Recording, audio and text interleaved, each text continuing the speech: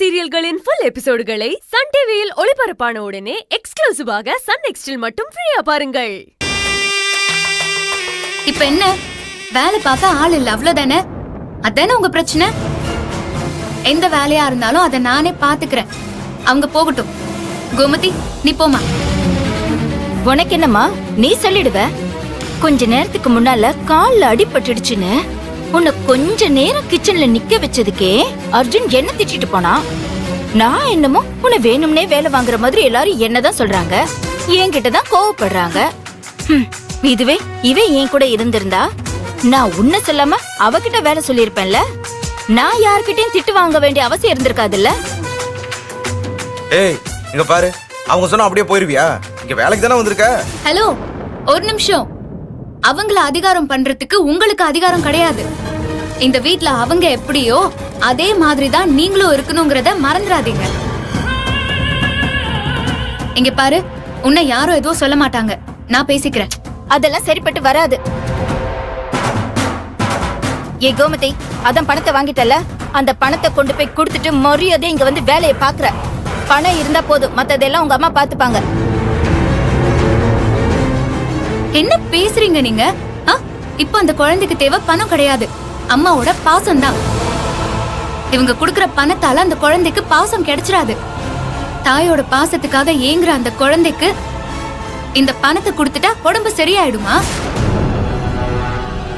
ஆயிரக்கணக்குல காசு கொடுத்து டாக்டர் எழுதி தர மருந்தை விட விலை மதிப்பில்லாத அம்மாவோட அன்பு தான் அந்த குழந்தைக்கு பெரிய மருந்து. அத புரிஞ்சுக்கோங்க முதல்ல.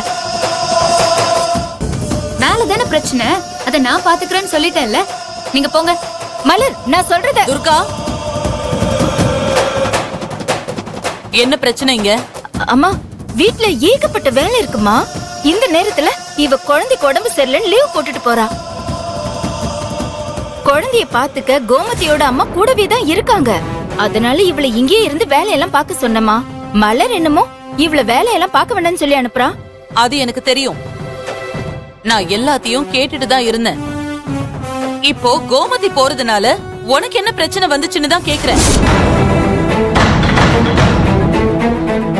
குழந்தைக்கு உடம்பு சரியில்லைன்னு சொல்லியும் போக கூடாதுன்னு சொல்ல உனக்கு மனசு எப்படி வருது?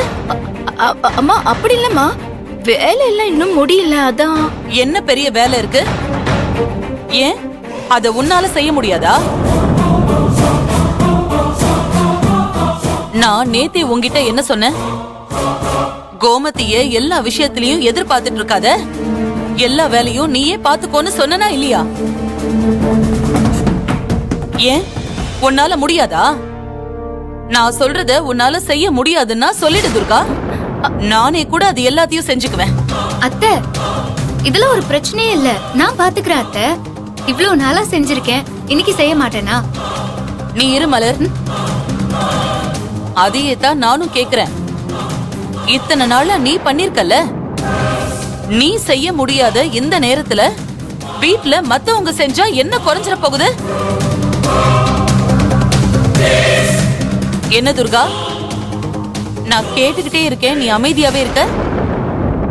என்ன பண்ணலான்னு சொல்லு. நீ பண்றியா இல்ல நானே பண்ணிரட்டுமா? அம்மா, அதெல்லாம் வேண்டாமா, நானே பண்ணிடுறேம்மா. ஒன்னும் பிரச்சனை இல்ல. மலர் உண்டா இருக்கிற இந்த நேரத்துல கோமதி கூட உதவிக்கு இருந்தா நல்லா இருக்கும். மலர கொஞ்சம் நல்லபடியா என்னால கவனிச்சுக்க முடியும்னு யோசிச்சுதான் அப்படி சொன்னேன்.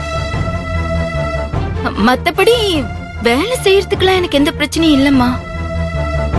மலரை பாத்துக்கிறதுக்கு நானும் அர்ஜுனும் இருக்கோம். நீ கவலைப்படாத. நீ மத்தவங்க எல்லாரையும் பாத்துக்கோ, அது போதும். கோமதி, அம்மா, நீ போயிட்டு குழந்தைக்கு உடம்பு சரியானதுக்கு அப்புறம் வந்தனா போதும். சரியா? நீ போ. துர்கா, நீ போய் இந்த துணி எல்லாம் மேல காய வச்சுட்டு வா. அப்புறம் இன்னைக்கு சமையலுக்கு என்னெல்லாம் பண்ணணும்னு சொன்னனோ அது எல்லாத்தையும் பண்ணிடு. சரிங்கம்மா.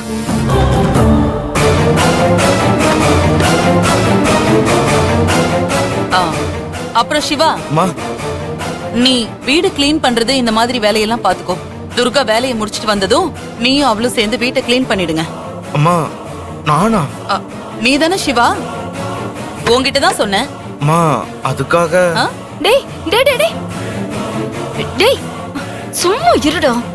அம்மா அவன் பண்ணிடுவாமா, நான் பண்ண வைக்கிறேம்மா, நீங்க போங்க. மலர் நீ வாமா.